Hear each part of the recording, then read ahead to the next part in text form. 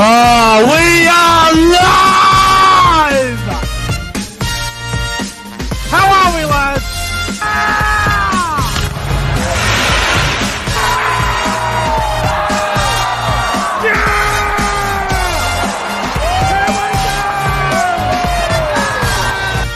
Come on, the footy!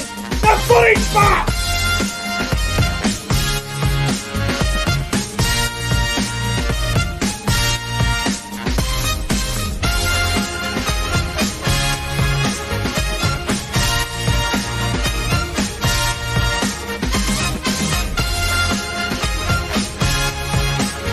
Guys, subscribe to the channel. 5, 4, 3, 2, 1. Yeah! The Cowboys win it!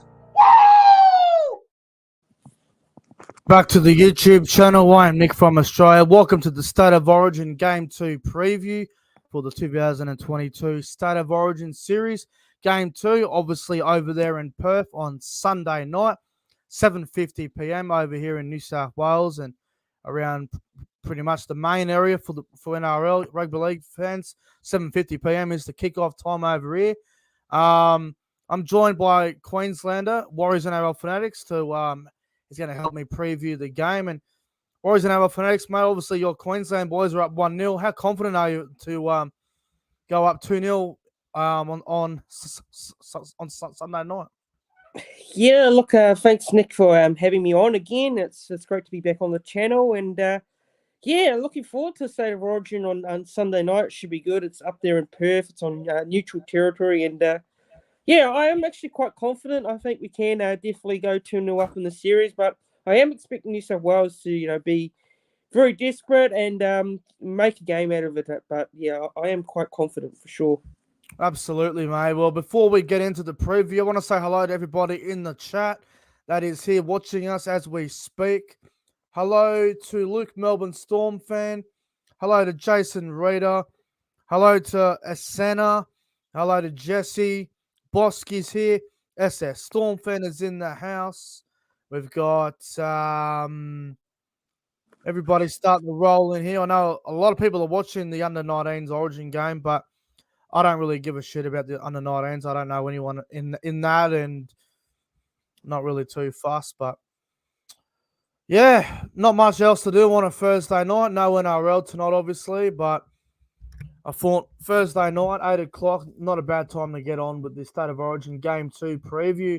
All right, Fanatics. Well, mate, let's get into the Origin preview. And before we do anything, I'm going to go through the team list for Game 2 because a lot of people don't know the team. Well, they do, but I don't think people know who's playing. So, got the team list here up on the screen just now. So, I'm going to go for the New South Wales side first, mate. And fullback and captain is James Tedesco. On the wings, we've got Brian Toto and Daniel Tupou. In the centres, we've got Matt Burton and Stephen Crichton. In the halves, 5'8" Jerome Luai, halfback Nathan Cleary. The front row of Payne Haas and Jake Trebojevic. The hooker is Api Coruscant. In the second row, Cameron Murray and Liam Martin. The lock is Isaiah Yeo. And on the bench, Damien Cook, Angus Crichton, Junior Paulo, and Sia Fatalakai. 18th man is Nico Hines. And in the reserves, who are not playing unless there's injuries to the current starting 17, number 19, Joseph Sawali. Number 20, Jordan McLean. 21, Clint Govison, and 22, Victor Radley. Fanatics, mate, before I go through the Queensland side, what are your thoughts on the New South Wales team? And is it a team that concerns you? Obviously, you're a Queenslander. Does that New South Wales team concern you for Sunday night? Actually, there's one player that I will be looking out for from New South Wales in particular, and that's in the centres. That's Matt Burton, actually, who's making his debut. So, yeah, look, Matt Burton's been playing well for the Bulldogs this season. Then, yeah, and he's got a big boot on him as well. He can kick, he can kick very fast. So I think Matt Burton is a player to watch out for me. And then, you got the Clearys as well, Cleary and Jerome Luai in the halves. So, yeah, I think for me that's pretty much the players that I think will be the ones to look out for New South Wales as a Queensland fan. Absolutely. Matt Burton is going to be a very dangerous player for New South Wales, and he could cause Queensland all sorts of dramas, especially if he gets his kicking game involved. We know these bombs are absolutely frightening. All right, we'll go for the Queensland side. Someone in the chat just says, do I hate Parramatta? No, I do not. I love Parramatta. All right, the Queensland side, fullback, Kalen Ponga. On the wing, Selwyn Cobbo making his debut, Murray Tuilagi. In the centres, Valentine Holmes and Dane Gagai. In the halves, 5'8" Cameron Munster, halfback Ali Cherry Evans. Front row, Lindsay Collins and Josh Papali. Hooker, Ben Hunt. The back row of Kurt Capewell and Felice Grubb Kafusi. The lock is Tino Fasua Malawi. And on the bench, Harry Grant, Jai Arrow, Patrick Carrigan and Jeremiah Nanai. 18th man is Tom Dearden. And in the reserves as well, jersey 19, Thomas Flegler. Jersey 20, Bo Fermor. Jersey 21, Corey Oates. And jersey 22, Reece Walsh. Fanatics, Queensland side very strong. What do you make of the Queensland side? Obviously, you've had two changes due to injury. You've got Murray Tuilagi on the wing, and then you've got Jairo coming on the bench. Do you think Queensland have named a good side? Yeah, it's a very good side. I like the looks of the Queensland team, and I mean, there are only changes of Murray Tuilagi and someone else in there. Jairo, that's right. So, yeah, look, it's a very good Queensland side. Yeah, pretty happy with it. I think both sides have named a very strong team. A lot of people are negative about New South Wales, but hey, a couple of years ago when New South Wales made heaps of changes after losing game one, and they come out and destroyed Queensland in game two, and everyone was very, very quiet then. I'm a little bit upset about Regan Campbell-Gillard not being selected, and I would have had him on the bench over Angus Crichton, but everything else is fine. Obviously, the centre position for New South Wales is a bit weaker because obviously no Turbo, no Latrell, and Jack Whiten's out injured, or not injured, he's got COVID, I should say, and a few other players are out due to not being available due to injury and whatnot. But New South Wales and Queensland, both sides are very strong and should be a great game on Sunday night. It's do or die for New South Wales. If Queensland win, they go up 2-0, and they played a game in Queensland where they're already up 2-0. So if New South Wales don't win on Sunday night, it could be a 3-0 sweep for Queensland. So it's a bit of a worry for New South Wales. But, well, let's get into the next part of the preview, mate. And we're going to talk about New South Wales for a little bit here, Warriors and our Fanatics. Yep. Did New South Wales make the right changes, bro? Did they make the right changes? Obviously, New South Wales made a few changes to the side, but did they make the right ones? I think there's some selections where I probably would have gone a little bit different. Yeah. For me, I would have gone with Josh Addo-Carr in there over Daniel Tupou. For me, I think Josh Addo-Carr. Yeah, I think Josh Addo-Carr's form for the Bulldogs this year, although the Bulldogs are struggling, I think he's been playing very well. So, and he scored a couple of tries in the last couple of games as well. So, yeah, I would have had Josh Addo-Carr on the wing there over Daniel Tupou. But besides that, I think Regan Campbell-Gillard, another player that was a bit of a surprise admission from the Blues there, and that's probably the only other changes that I would have made. But yeah, that's what I would have gone with. Yeah, no, I understand where you're coming from. I've spoken about this pretty much every day this week about Addo-Carr, and look, I'm really high on Joseph Suwali. I would have went with him, but the thing is with Daniel Tupou, right? He could have played for Tonga, but he's chose New South Wales over Tonga, and Tupou didn't do anything wrong in game one. He did a job, and I think he'll be fine. Addo-Carr obviously had a great game against Parramatta the other week there, where he got a hat trick and whatnot, and everyone thought that was the game where he'll play for New South Wales, but they ended up going with Tupou again, so hopefully Tupou can do a job, but Addo-Carr feels a bit robbed. Bro, what are your thoughts on Campbell-Gillard being dropped? Yeah, that one was a real shock for me, actually. I didn't think he'd get dropped, and I don't think he played badly in that first game, too, up there in Sydney. So, yeah, I didn't understand it. Yeah.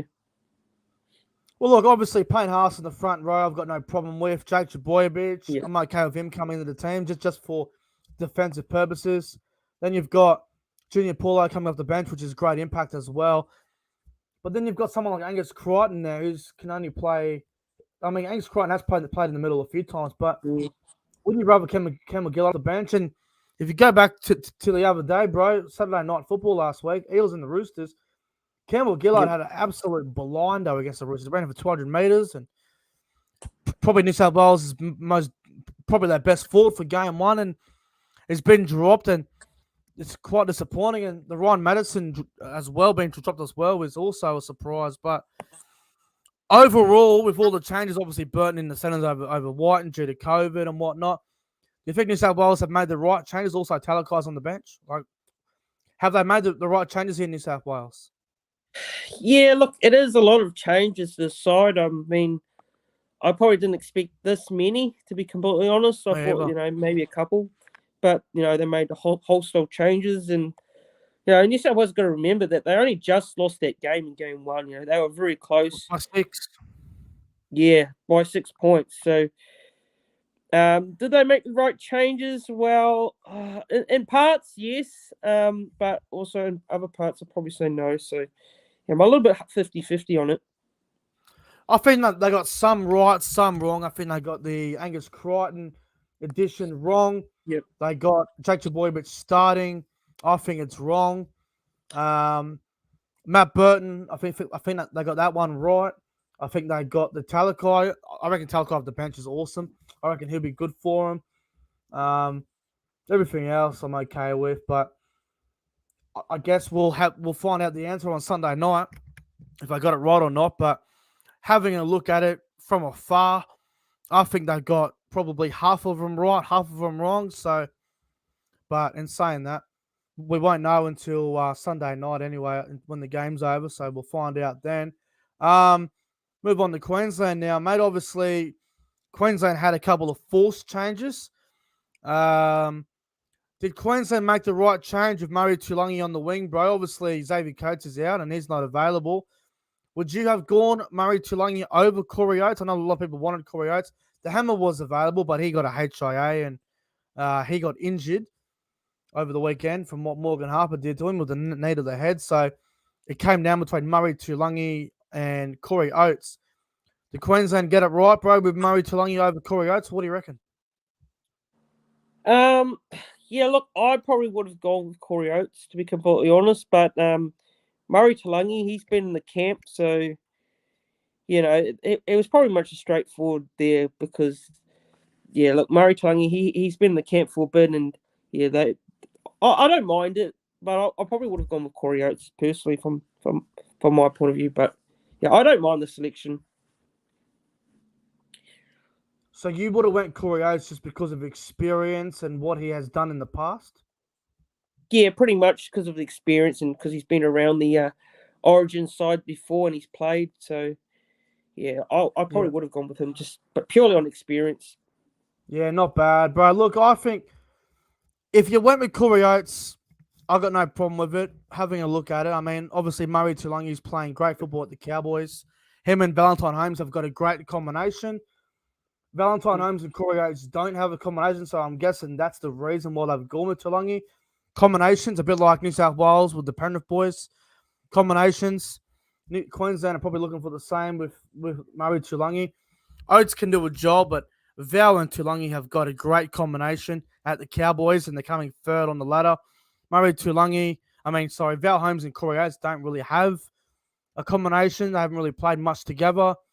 So I think it is the right decision. I'm not saying that because I'm a Cowboys supporter, but Murray Tuilagi and Val Holmes makes more sense because it's a combination at Clubland. They're together.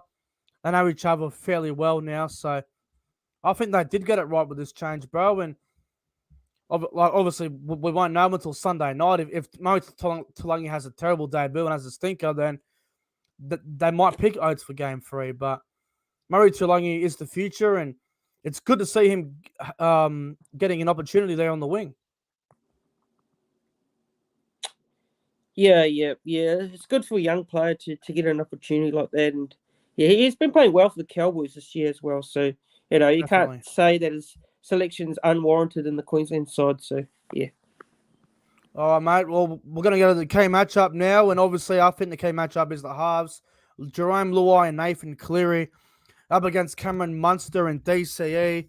Obviously, Munster and DCE had the last laugh in game one down there at ANZ Stadium in front of 83,000 people, where Queensland did win.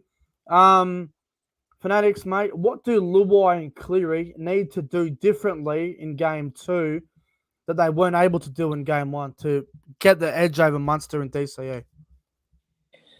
Well, first things first, with Luai and Cleary, obviously their kicking game needs to be, outstanding. Needs to put the pressure on the Queensland side, and I think in that first game, the Nathan Cleary's kicking game was really under pressure. The Queensland side really, defensively they just gave it to Cleary, and Cleary wasn't able to make an impact on the game. So yeah, I think the kicking game is so important for the likes of Luai and Cleary up against Cameron Munster and Daly Cherry, because Cameron Munster, he had a blind in game one, and yeah, look, if you give a player like Munster, and Cherry Evans a bit of time and space, they're dangerous players. So yeah, I think the kicking game for me mainly.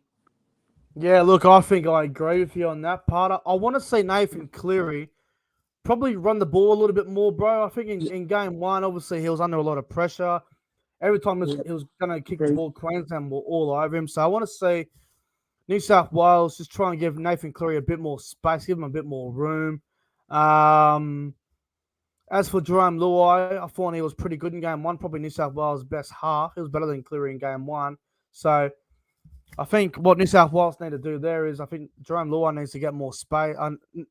Jerome Luai needs to try and help his halves partner Nathan Cleary get more involved and just try and let him be themselves. I think that's what they need to do. And the kicking game is going to be very important. Nathan Cleary needs to be doing most of the kicking, but if Nathan Cleary thinks he's going to get away with his kicks down the throat, it ain't going to work.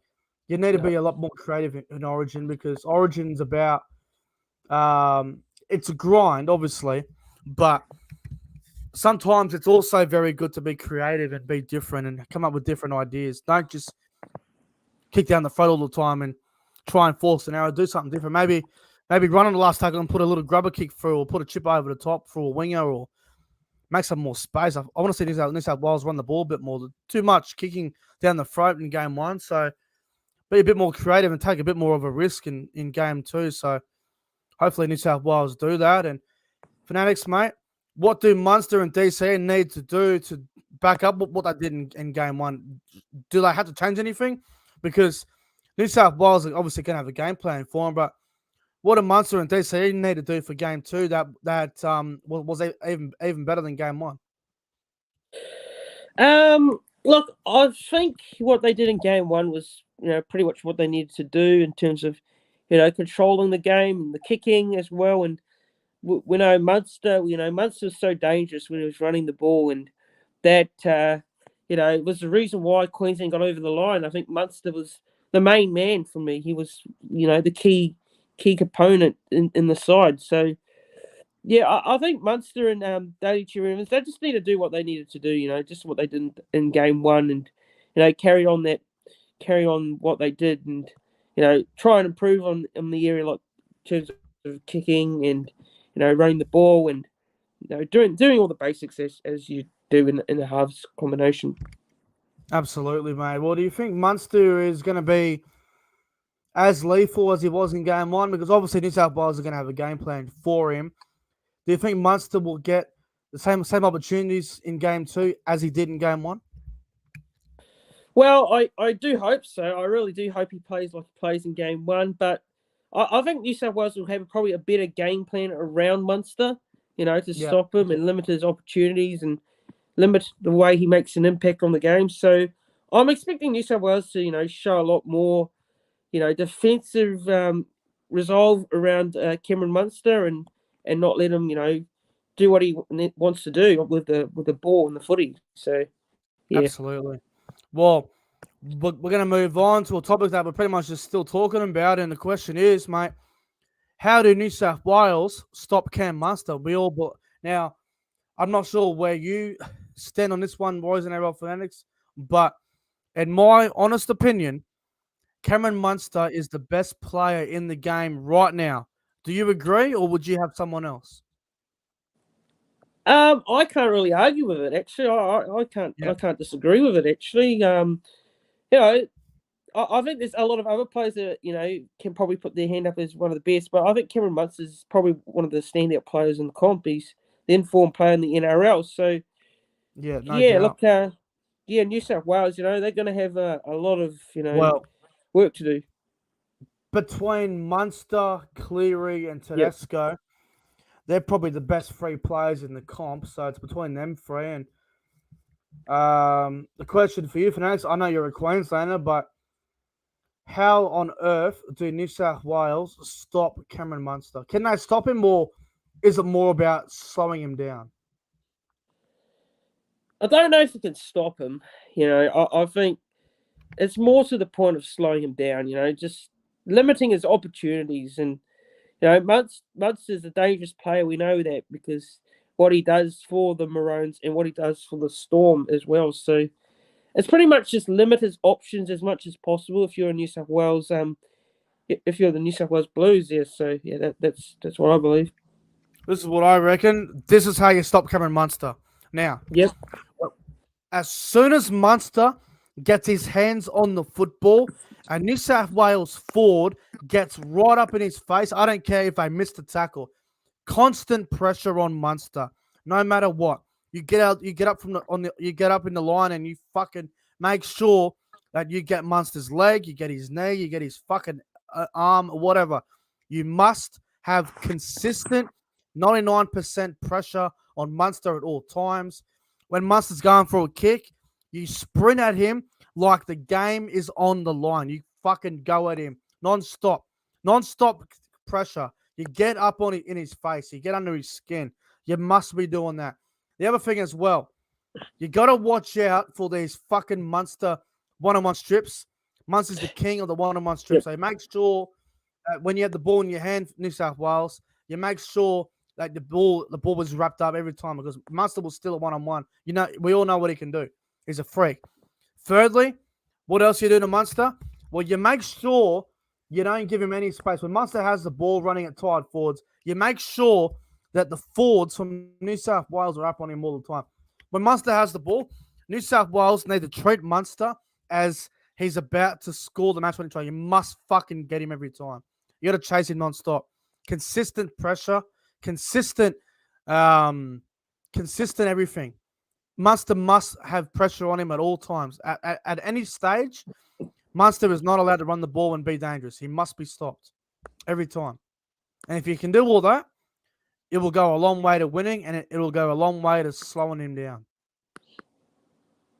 Now, Fanatics, how do Queensland stop Tedesco? We all know in game one, New South Wales were defeated, but James Tedesco seemed to have all this space on the field still.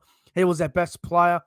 I went back and watched the replay of Origin 1 last night after the Lebanon game. I was staying up to about 11:30 last night watching the replay of Origin 1, and Queensland had a really tough time on stopping Tedesco as well.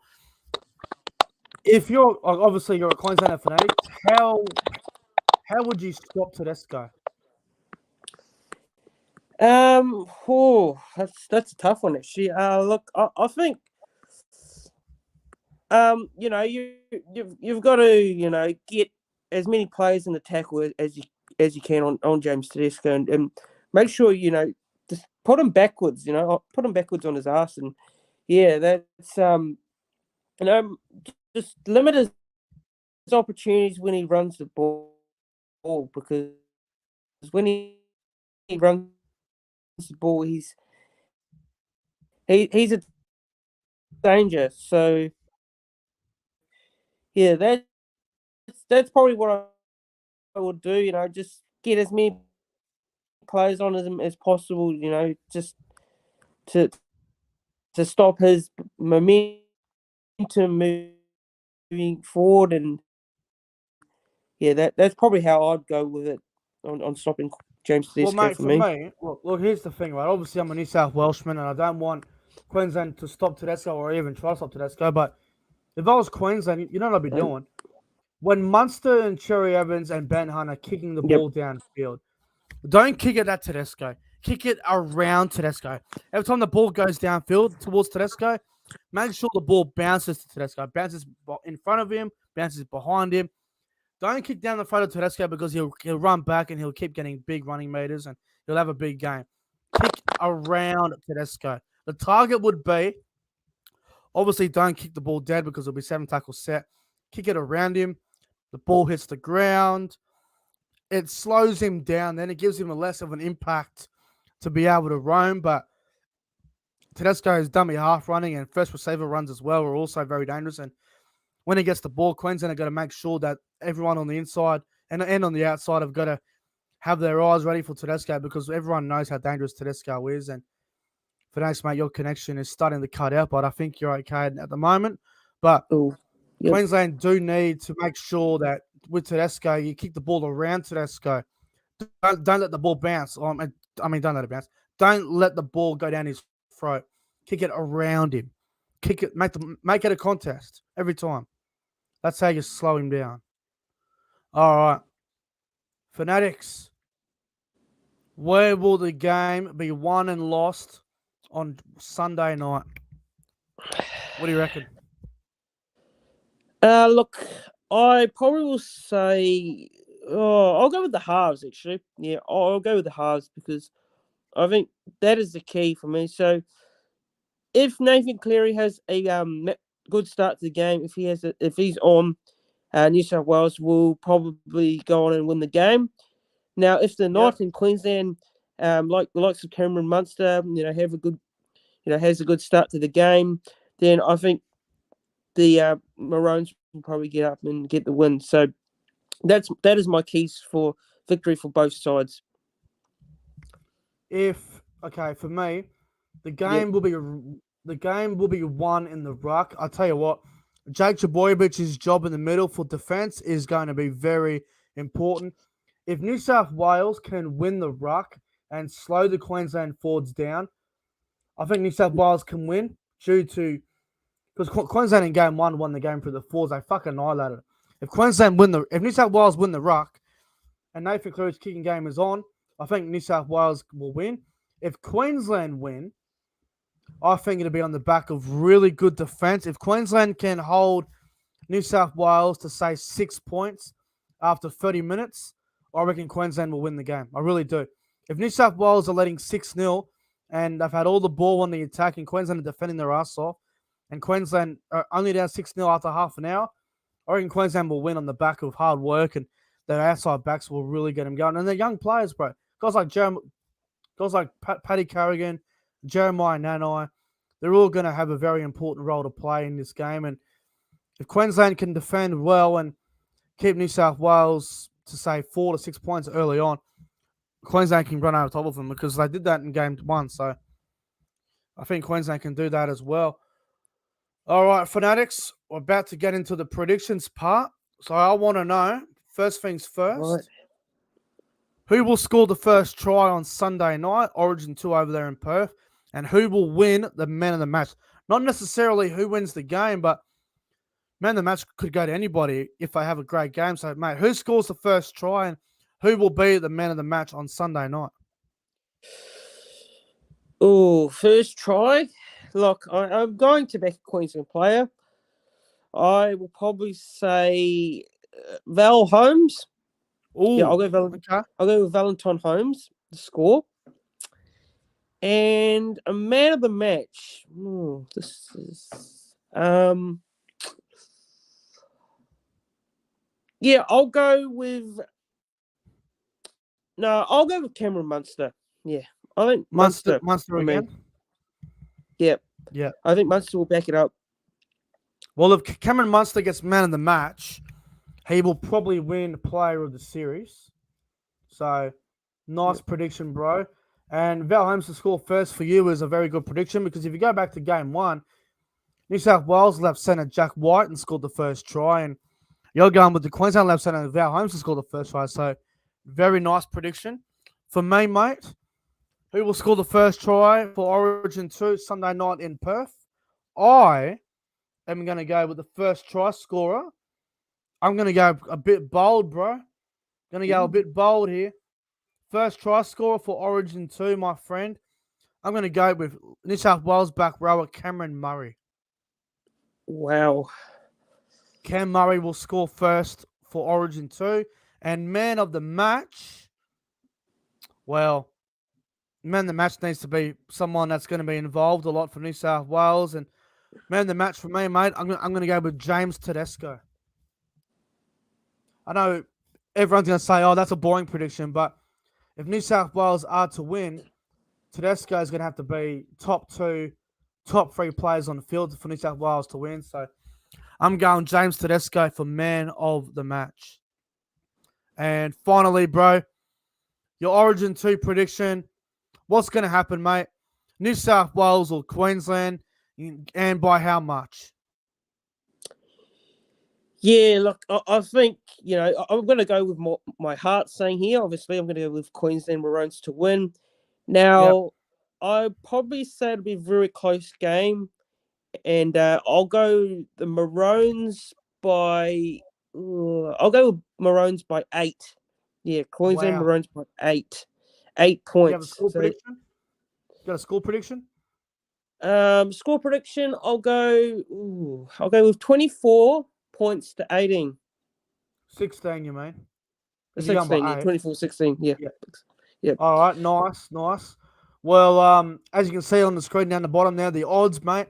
New South Wales $1.70 favourites here, and Queensland at $2.15. So the odds reckon New South Wales are going to bounce back, and I'm with the odds, mate. I'm also going to go with New South Wales. I reckon New South Wales will bounce back. Obviously, you're going Queensland, so I'm going to go New South Wales. I'm going to go... Oh, wow. All right. I'm going to go New South Wales by 10, mate. New South Wales by 10. I'll go New South Wales 22 points to 12. And I think the Blues will level up the series and we'll go 1-1. And then we'll have a decider at Suncorp Stadium, which, from what I understand, is already sold out. So Origin 3 is already sold out. So that's crazy to think.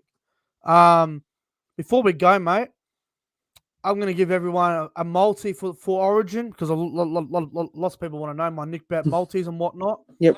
So here it is, everybody. Nick from Australia's Nick Bet same game multi for Origin 2. New South Wales to win 1-12. I'm going the Blues by 10 for an exact margin. Try scorers from the game. I'm going with Cameron Murray to score. I'm going with James Tedesco to score. And for Queensland, I reckon a try scorer will be... I'm going to go with Queensland. Fuck, I'll tell you what. I'm going to go with Murray Tuilagi on the wing. Score on debut. Ooh.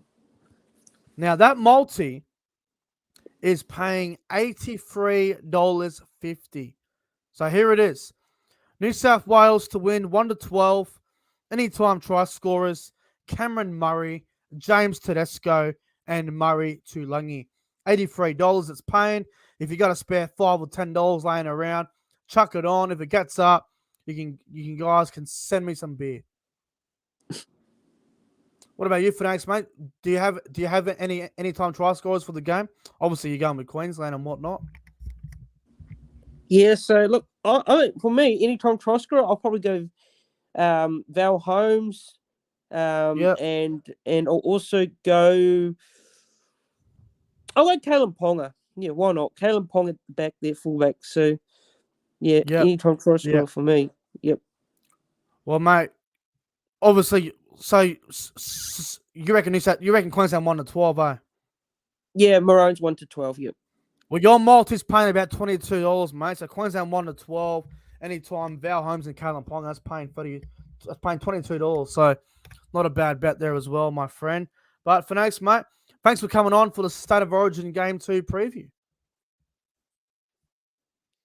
Yeah, no worries. Thanks for having me on, and Nick, and looking forward to the game on Sunday night. Should be a cracker actually. Bring on State of Origin Well, game mate, 2. thank you very much. Thank you very much. And yes, mate, the best team wins. Should be a great game on Sunday. And I'm looking forward to Origin 2.